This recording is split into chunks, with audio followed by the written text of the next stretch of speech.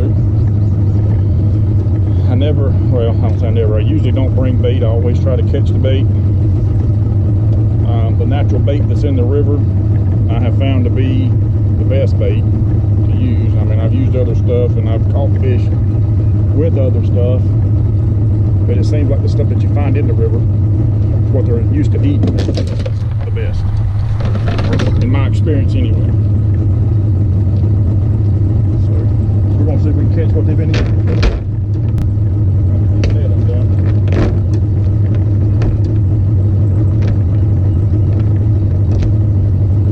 Do that, you need a cast net. This one is an 8-foot diameter cast net.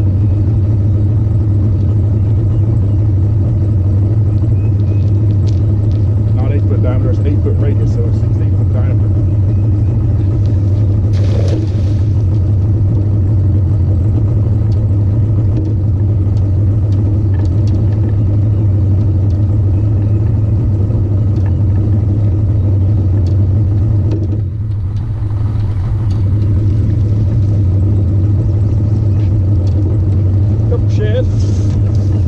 That's what we're after.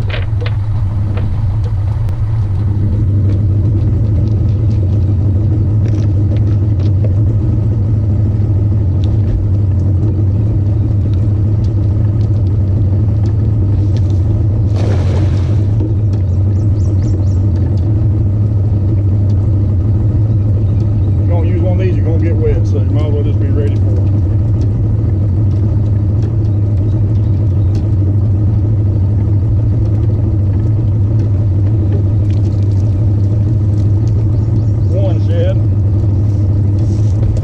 Shad haven't been in here, not yet anyway, like they have been before. I mean, it's hit and miss with them.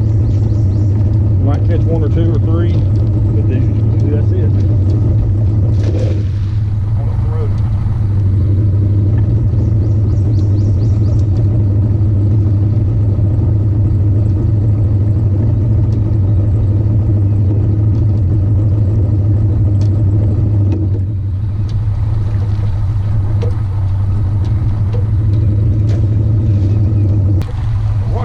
Up in here is like 83 degrees.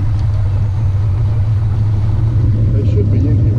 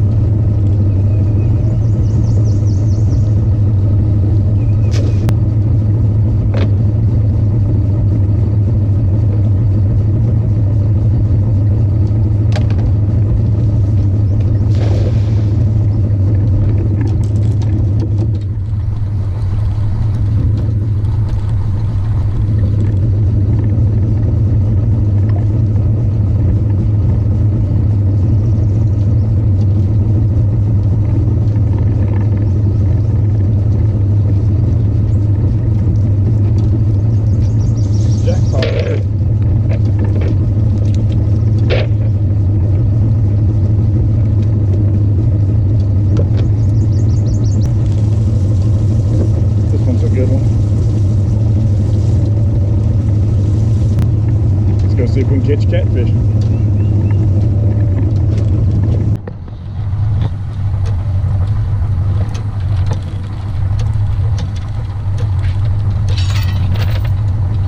Alright, I got a sand anchor.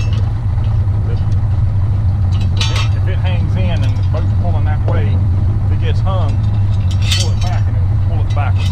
I haven't hung this thing up yet, and I've lost several anchors, so we're going to throw this in here and anchor up and see if we can't catch something. I've had some questions on my rigs and what I use, so I'm gonna let you know. I've got Cast King reels, bait caster reels. This one is a 60R. This is a Fire Stick by Firewater Marine rod. It's 7 foot 6 inches. It's a medium heavy rod. Those white ones, the same reel, but they're Berkeley big game rods. They're medium heavy also. So I've got 3 of them. I got 3 of these. I like these, so that's what I've changed to. So we're going to use that. I usually put either 25 or 30 pound test line on the reel. I have a sinker slide, and that's the reason I like it, is because I can take this weight off and put a dragging weight on it if that's what I want, and a regular 2-way swivel. And then I have a 50 pound test line leader that I have an inline float, got off of Amazon. They're about $1 a piece. They got a little rattle in them. They're clear when I get them, so I paint them to just pretty much waterproof them, because they will get water in them if you don't. And it's about usually 5 or 6 inches above the hook. I have a 10-aught circle hook. I think it's a Mustad is the ones that I have. And I mean, that's pretty much this setup. I built this rod rack, got these rod holders, which Alec, or my son Skeeter, he bought me some monster rod holders for Father's Day, and told me they just came in today, so probably the next time you see me I'll have them on here. But I made this bait cutting board. It's just basically a cutting board, and I took 2 of them, cut one up, cut these little sides on it, and screwed them through the bottom and mounted it to this, cut my bait there. So that's pretty much the setup on this end.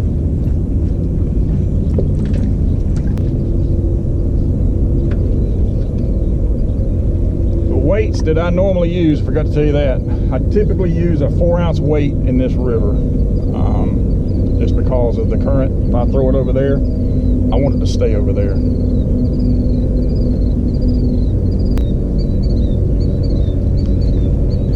There seems to be a lot of bait under me. I mean, it looks like a whole different bottom. It's solid. I don't know if you've seen it yet, but there's a cormorant that keeps diving. He's staying around here. He'll pop up here in a minute. So that's what he's got to be after. So hopefully there's some big fish in there eating this stuff.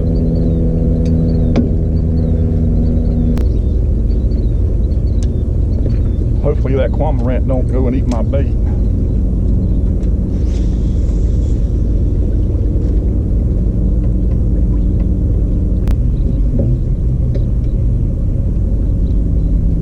This water back here that where I'm casting these at is about 16, 17 foot deep probably. And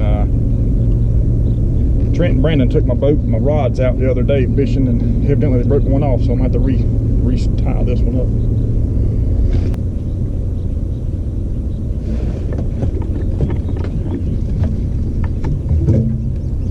Number 1. You don't feel too big. Messing with the fish finder.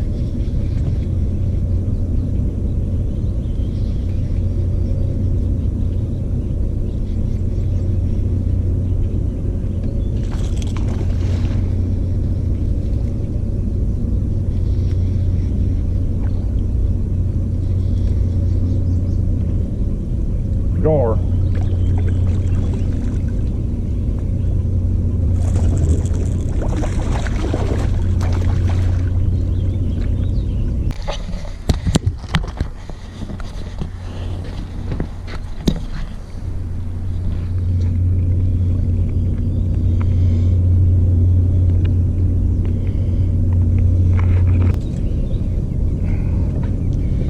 There he is. Them things will cut you. Not just the teeth, but their gills. Right behind where my thumb is at. Things are sharp as knives. I'm gonna reel these up and go somewhere else. I don't want to mess with these gar. They'll end up taking all my bait. Alright, moved up here to Brandon's spot. This will be Brandon's spot unless I catch something. When Trent came here the other day, didn't catch anything, so we're going to see if it's Brandon's spot or if it will make it my spot.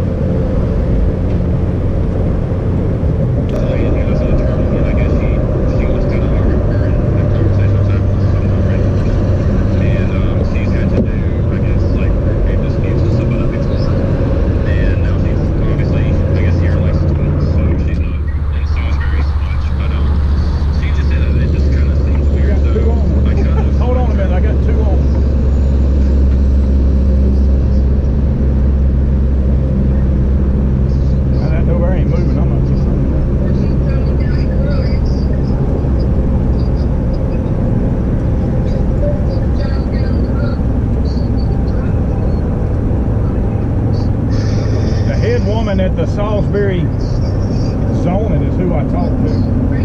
Right. Well, this lady I got all my customers. She's an attorney, and I guess she has dealt with some of this stuff before.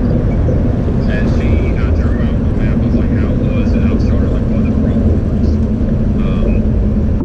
And she said, she asked if you owned like the driveway for her, or it was just like deeded to you. And I said, I'm pretty sure he owns it. She's like, well, I think if he owns it, he can, I guess, give rights to an easement to whoever you owns, I guess, you know, since it's all that is on your land technically, or whatever. I don't know. I asked them that. They said I couldn't. I was just wondering because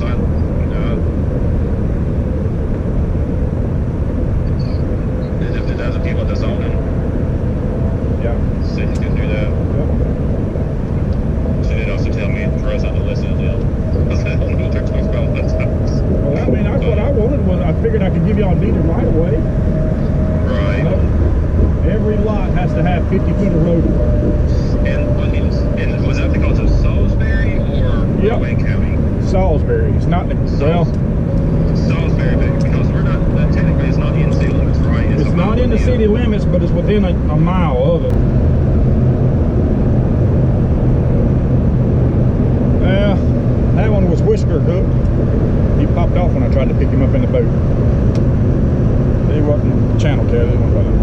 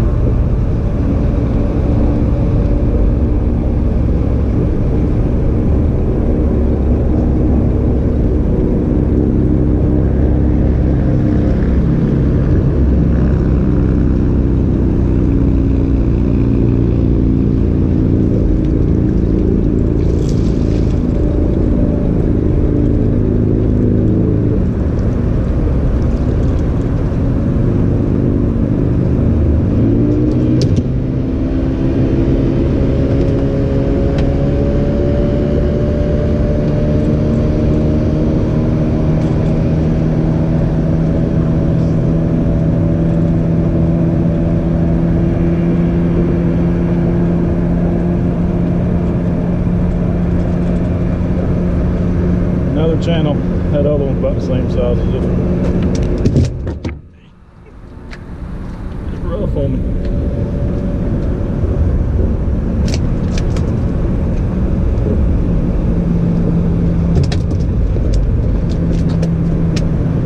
You will be still or I'll put you back.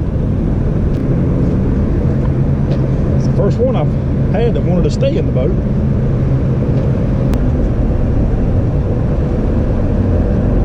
Random spot ain't panning out for me, so I'm gonna move one more time. I don't want to be out here real late, so I'm gonna move right down on this side, inside of the island, and fish all the way across it.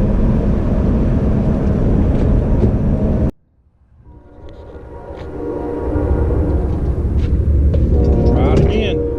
I got over here to the left. I got like a sandbar. It's shallow. It's a little deeper over there, so I'm gonna spread them out. See if anything's coming shallow to eat, or over there it's probably 10 or 11 foot over there, 3 or 4 feet over here, so we'll see.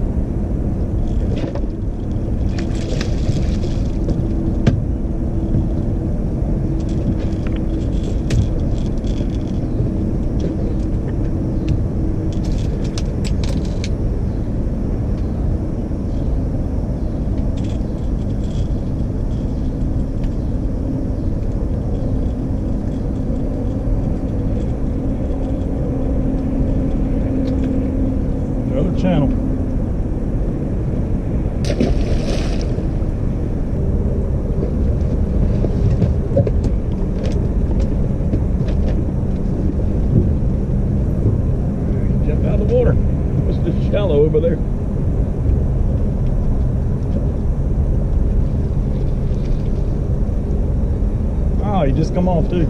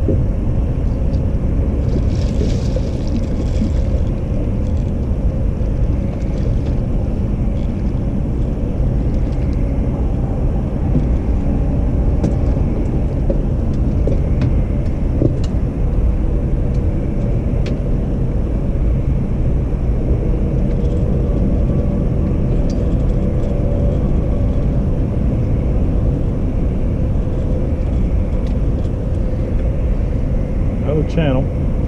All channels in that one gar tonight.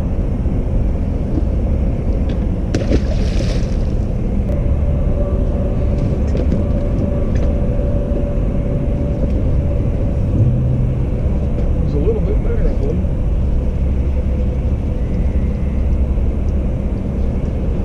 Maybe it's coming this way. You pulled on it better.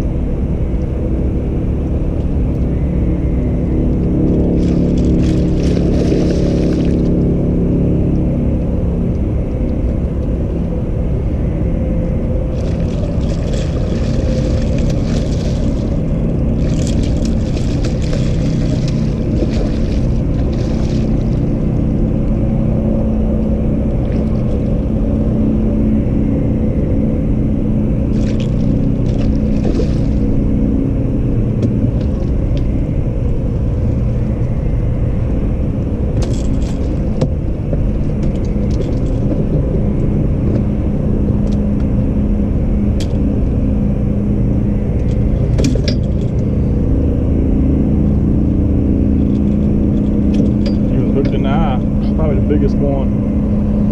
He was mad.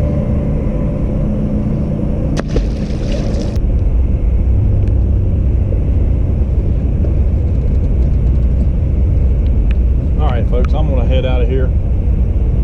Get these reeled in. I got this one over here on my right. It's hung up. It'll probably take me a few minutes to get it, either break it off or get over there and get it loose. This is the life of a catfisherman. Sometimes you get on them, sometimes you don't. It's June the 12th. The spawn is on. I'm actually fortunate that I've caught as many as I have. The last few times that I've been, they're on the beds now. It'll be like that. I mean, it'll be like this probably till about September. I've been out here many times, not even get a bite. I don't post those videos. So if I post a fishing video, I want to have some fish in it. So if I don't catch anything, I don't post it. And just because I'm not posting don't mean I'm not fishing. You know, especially in the summer, a lot of times they just ain't biting. So I'm gonna get these reeled up and get out of here and try it again. I did catch, what, 4 or 5, I guess, channels in that gar, which are really hard to catch, especially with the size hooks that I use. I use a 10-aught hook, and for a gar's mouth, that's a big hook to get in his mouth. But I enjoyed it as always, and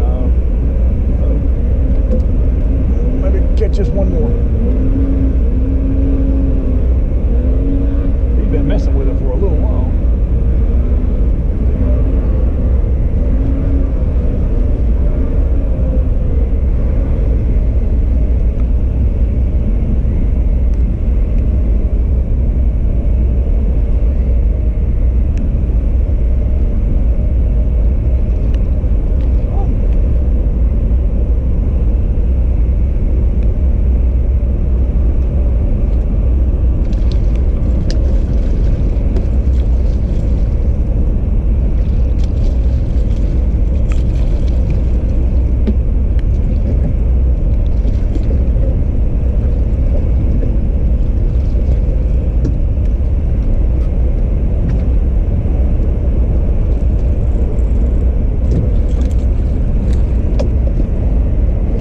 Shit, cows. Been a channel catfish kind of night.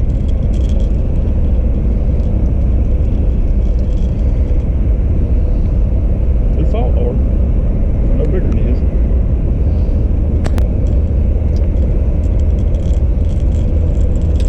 Well, maybe that'll be it if I can get the rest of these in without something getting on them.